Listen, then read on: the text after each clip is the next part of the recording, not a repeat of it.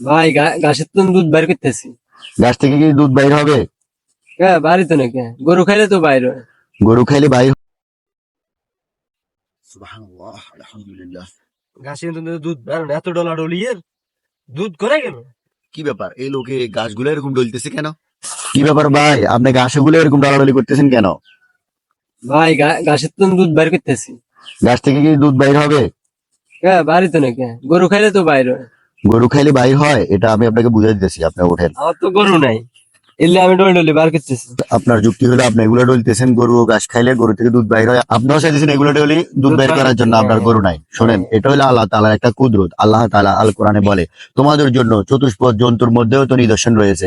আমি তার নাড়ি বুড়ি গোবর রক্ত থেকে তোমাদের জন্য স্বচ্ছ সাদা দুধ বের করে তোমাদেরকে পান করাই। পানকারী এটা থেকে স্বাচ্ছন্দ্য বোধ করে। তো প্রিয় বন্ধু, আমি আপনাকে এটা বলি, এটা আল্লাহ তাআলা একটা কুদরত। আল্লাহ তাআলা আমাদেরকে দেখান যে আমি গাছ থেকেও চাইলে দুধ বের করতে পারি। আমরা আল্লাহ তাআলাকে দেখি না, কিন্তু আল্লাহ তাআলা অজস্র নিয়ামত সৃষ্টি করে রেখেছেন, যাতে আমরা তার থেকে যাতে এই নিদর্শনগুলো থেকে আমরা তাকে খুঁজে পাই। এটা হলো আল্লাহ তাআলার একটা মুজিজা। তো সর্বক্ষেত্রে সব সময় আমরা আল্লাহ তাআলা আনুগত্য প্রকাশ করব। আল্লাহ তাআলা আমাদেরকে যে দুধ পান করাইতেছেন গাভী থেকে, তার জন্য আমরা আল্লাহ তাআলার কাছে কৃতজ্ঞতা প্রকাশ করব।